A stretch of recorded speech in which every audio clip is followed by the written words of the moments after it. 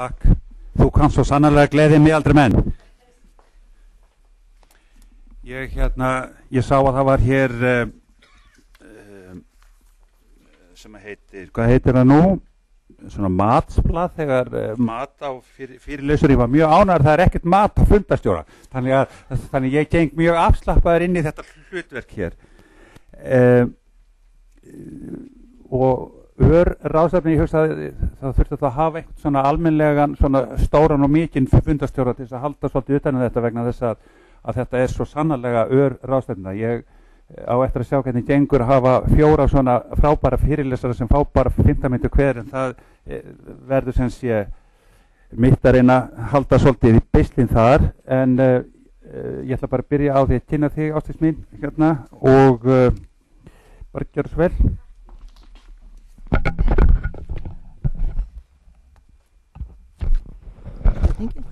Svona, já. Já, þetta maður sé ekki með tæknina alveg. Komið blessu og sæl og gott að sjá ykkur hér. Þessi ráðstefna, hún svo síðasta, þannig veturinn. Enda það vorið sem kallar á okkur.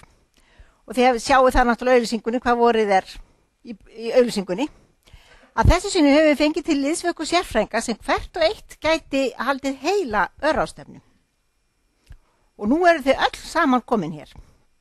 Unnur, en niðurstöður rannsóknar hennar birtist í virtu erlendu læknablaði. Snorri, en hann hefur ekki athygli á streitinu sem tengist í að greinast og mikilvægi þess að eiga samtal. Sigurður, presturinn í fallegustu kirkju landsins, mínum heimabæ, heyrið ekki í mér. Árili Eidís, á hana hlustaði ég eitt sinn og ég man ekkert hvar það var, en ég man að ég fór eins og elding út. Staðraðin í að láta draumana rætast.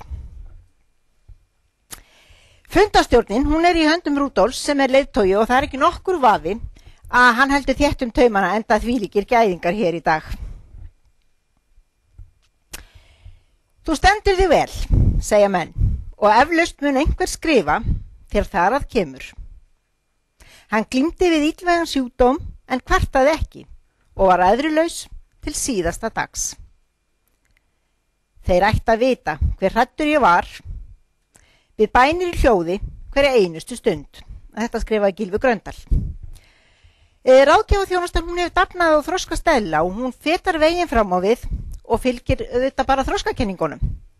Við sem vinnum hér, við erum afar stolt af henni og við höfum fjallað ýmis málefni og í dag það streitan og áfallið að greinast.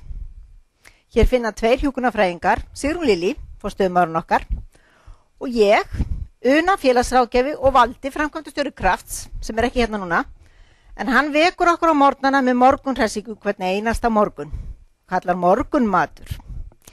Hér ríkir traust, fagmennska, virðing og umhyggja. Við veitum fræðslu, hagsmunagæslu, forvarnir, viðtöl, sálrænan stuðning og svo slökun. Það eru 10 stuðningshópar sem hafa aðstöðu hér í húsinu og þau eru samhjálp, styrkur, framför, góðir hálsar, kraftur, stómafélagið, ristilfélagið, ný rödd, stuðningshópur kvenna með eggjastokkakrabbamein og lúnahópurinn.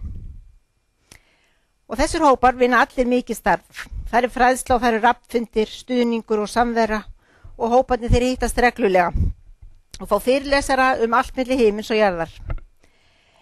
Aðildafélagin þau hafa líka aðstöðin í húsinu og svo það dagskráin. Hún fjölbreytt og margbreytileg. Qigong hér 2 í viku á mánudum og miðvikudum undir handleiðslu Gunnars Eyjólfssonar og það eru fyrirlestrar frá Landspítalanum sem eru hér á föstudögum. Annan hvern miðvikudag þá fáum við til okkar áhugaverða fyrirlesara. Í einu sinni í mánuði samvera og fræðsla fyrir ekkjur og ekla. Það sér að Bragi Skúlason og ég sem höldum utan þá fundi og það eru fundir fyrir nýgreinda. Það eru reglulega haldið námskeið í gjörhyggli, hugrænni atferlismeðferð, sjálfstyrkingu og svona mætti lengi telja. Við höfum tekið verkefni og borðið kasta til bata og við höfum farið að Löngumýri og svo það karlarnir og kúlurnar í haust.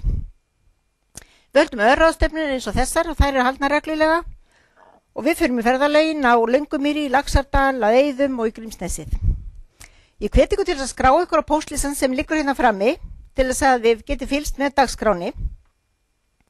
og að fylla út matsblaðið. Það er mjög mikilvægt svo við getum gert ennú betur. En það eru auðvitað þið sem styðjið okkur. Þið sem eru hér og styðjið okkur á margvíslegan hátt. Þið eru jarðvegurinn og þið eru ábyrðurinn. Vegna ykkar stuðnings þá getum við staðið svona keik.